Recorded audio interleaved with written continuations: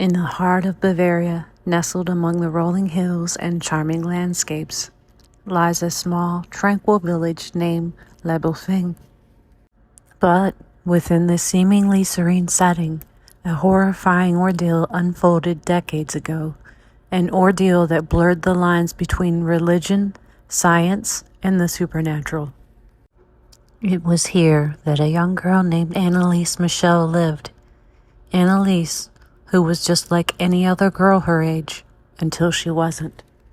Today, we will dive into the spine-chilling true story of Annaliese Michel, a tale of suffering, faith, and fear, a tale that continues to haunt and perplex us even today.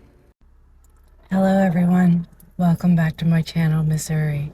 If you are here for the first time, this is the place where we dive into the most disturbing, chilling, and eerie real-life stories from around the world. If that sounds like your kind of content, then make sure you hit that subscribe button and turn on all notifications so you never miss a story that'll keep you up at night. And without further ado, let's get started.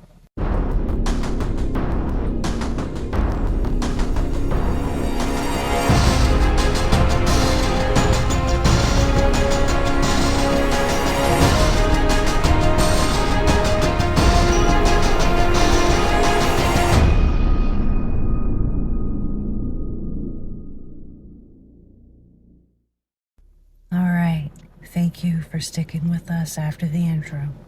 Today we're exploring an incredibly terrifying true story, the horrifying ordeal of Annaliese Michel, the tale that would later inspire the Hollywood blockbuster The Exorcism of Emily Rose. So buckle up because this one is going to be a rough ride. Annaliese Michel was born on September 21st, 1952 in Lebelfing, Bavaria, West Germany. Raised in a profoundly Catholic family, Annaliese was a quiet, obedient, and God-fearing child. But it wasn't until she was 16 that her life took a harrowing turn. In 1968, Annaliese suffered her first epileptic seizure. The doctors diagnosed her with temporal lobe epilepsy, a condition that could potentially cause hallucinations or even changes in personality. However, it was her claims of seeing demonic faces and hearing voices telling her she was damned that truly began to terrify those around her. For years, Annaliese continued to suffer, enduring convulsions, self-harm, and even episodes of aggression. She began to despise religious objects, couldn't step into a church, and it was as if an unseen dark force was consuming her. Desperate and afraid, Annaliese's family turned to the church, pleading for an exorcism. They believed their daughter was possessed. After some reluctance, the church agreed. Over the next 10 months, 2 priests conducted 67 exorcisms, trying to free Annaliese from the tormenting spirits. Sadly, Annaliese's condition continued to worsen. She stopped eating, claiming the demons wouldn't let her. She would hurt herself, scream for hours, and it was reported that she even bit the head off of a dead bird. Her actions were unimaginably chilling. Things unfortunately took a devastating turn on July 1st, 1976. Annaliese Michel passed away. She was only 23, and the official cause of death was malnutrition and dehydration, weighing just 30 kilograms or about 66 pounds at the time of her death. After her death, Annaliese's story didn't end there. It stirred a heated debate between medicine, religion, and the law. The Michel family and the priests were accused of negligent homicide. The trial was broadcasted nationwide. As the trial commenced, it sent shockwaves throughout Germany and the world. The court proceedings brought forth the difficult question: had Annaliese Michel suffered from a severe case of untreated mental illness, or had she truly been a victim of demonic possession? Expert witnesses, psychiatrists, neurologists, and priests were all called upon to testify. The court listened to chilling audio recordings from the exorcisms and viewed photographs of a tormented and physically deteriorated Annaliese.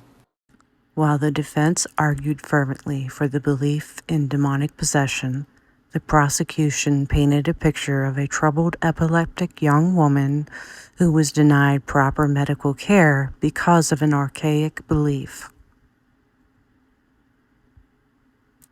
In the end, the court ruled in favor of the prosecution. Annaliese's parents and the two priests were found guilty of manslaughter resulting from negligence and were sentenced to 6 months in jail, which was later suspended, and 3 years of probation. The court believed that Annaliese's death could have been prevented even a week before she died if the accused had intervened and sought medical help. But despite the verdict, there were many who believed Annaliese Michel was genuinely possessed. Over the years, her grave has become a place of pilgrimage for some who believe she was a victim of a horrific spiritual battle. Today, Annaliese Michel's story continues to divide opinions. Was it a case of misunderstood mental illness, or something beyond our understanding, a spiritual warfare? We may never truly know, but one thing is for certain: the terrifying ordeal of Annaliese Michel will continue to be one of the most chilling and tragic stories in the annals of paranormal history. Well, that was quite a chilling journey, wasn't it? It's definitely a story that forces us to think and question our understanding of the world around us. Let me know what you think about Annalise Michel's story in the comments below. Was it a true possession or a severe misunderstood mental illness? I'd love to hear your thoughts. Before we end today's episode, I would like to remind everyone to take care of their mental health. It's just as important as physical health. If you or someone you know is struggling, please reach out to a mental health professional. Remember, there is no shame in asking for help. Well, that's it for today, my friends. If you enjoyed this video, don't forget to give it a thumbs up and share it with your friends. It's a great way to support the channel. Until next time, stay safe, stay curious, and as always, stay eerie.